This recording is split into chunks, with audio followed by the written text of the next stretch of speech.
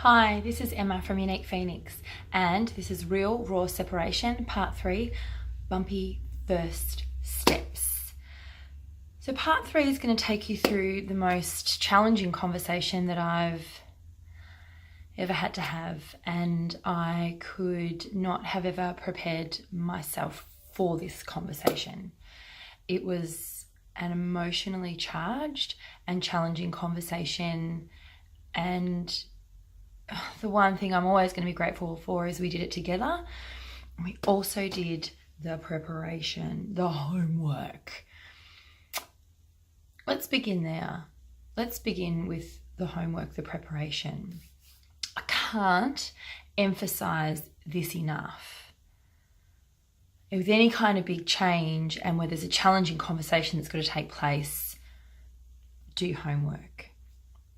Underneath all of that, our intention was always that the kids will come first. So what are some of the things that we did to prepare for this conversation? Well, we first of all figured out what was going to be best for our family. And for us, that meant that my ex was going to move out, and that because we thought that would be, we felt that that would be less confusing for our kids.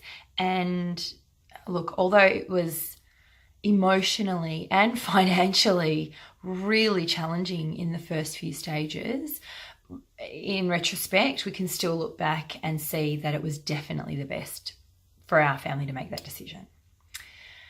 So then did some research around, well, how does Dad, if that's what we're going to do, then how does Dad move out of the family home? And what we uncovered was that we did it almost in stages. So we told the kids, and then Dad stayed for another night, and then the next day he started packing, and then that very late afternoon he left. So there's a couple of days in there where the kids could see him packing. They could even be a part of it. It was a lot more real. It gave them a clearer understanding about what was happening, but also they could see that we were still being a family through this. The other thing that we did before we went into the conversation was made sure we were on the same page about what we were going to be saying to them. And we took out the blame, the shame. We wanted to be really clear with the kids that they were loved, that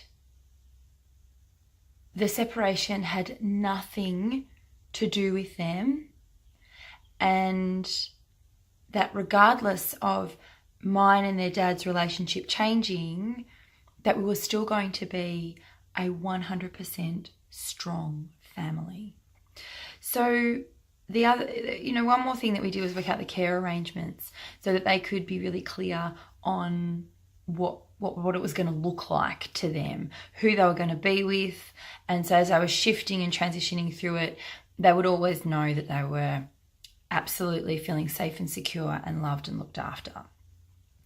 As I said, our main focus was to put the kids first in this and to make sure that they knew what was happening, they were clear and they understood, because this is all the functional stuff, yeah? And the theory of these conversations is really great. However, then there's the emotional side of it.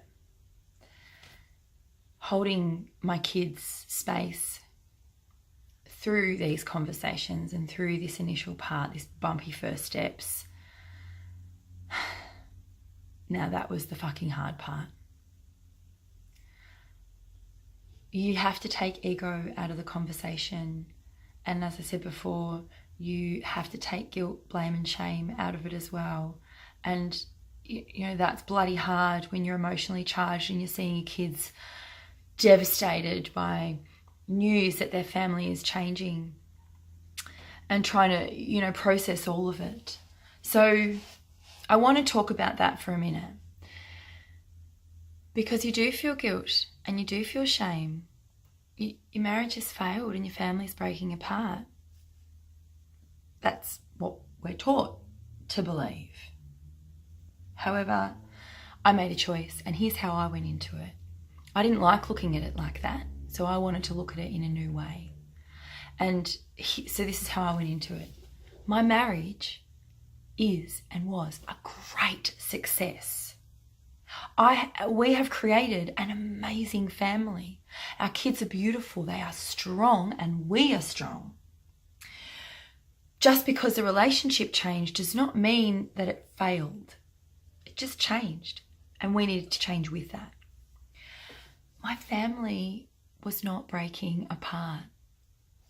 Sure, it was going to look really different, but I knew I was going to make sure that my family stayed strong and still a great team.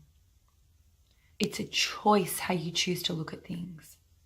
Guilt, blame, and shame won't help you, but being open, honest, and vulnerable will help you. Because it's okay for your kids to see that you're not okay.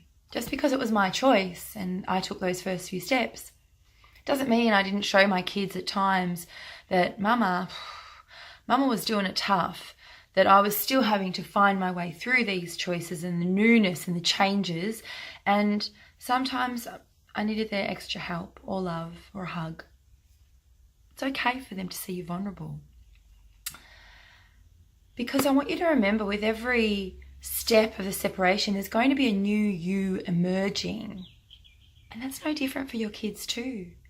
So we've got to allow them to space to do that. You can't control it.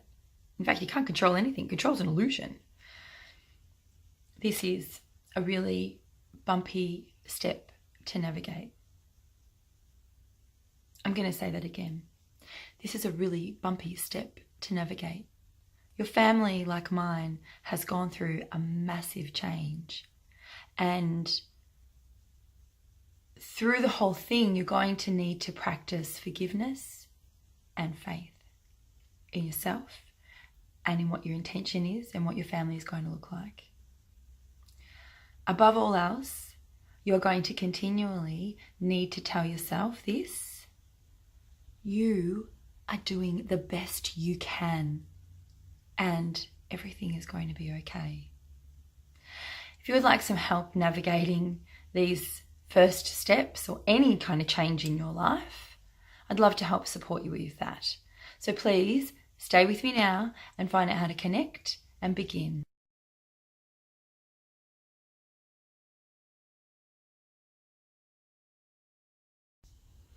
Hi, this is Emma. Thank you so much for joining me. I really hope you enjoyed it.